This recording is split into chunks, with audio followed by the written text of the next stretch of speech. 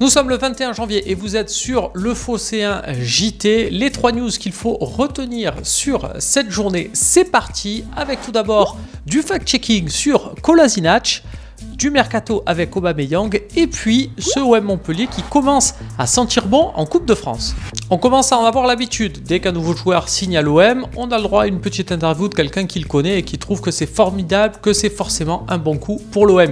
C'est Mecha Bazdarevic, l'ancien coach de Istres, qui s'y colle aujourd'hui dans les colonnes de La Provence en ce qui concerne Kolasinac. Et il nous rajoute même qu'il avait proposé le latéral gauche à l'Olympique de Marseille il y a 3 ans. Alors on a vérifié. Et il y a 3 ans, Kolasinac il était titulaire à Arsenal. Effectivement, l'OM cherchait un latéral gauche, mais le Bosniaque n'était pas vraiment dans les ordres de prix de l'Olympique de Marseille. La rumeur mercato un peu folle, c'est sur Pierre-Emerick Aubameyang qui pourrait partir d'Arsenal en prêt. Alors la Juve, le Milan AC, Paris serait sur le coup. Mais on sait très bien qu'il y a des belles relations entre Arsenal et l'OM, alors pourquoi pas ?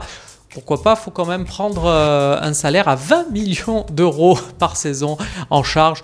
Même à 10%, ça commence à devenir compliqué.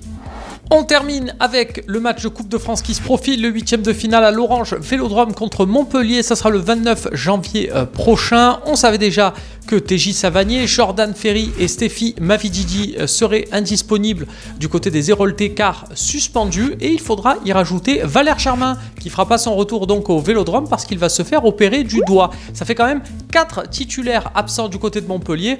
Autant dire que l'OM est plus que favori.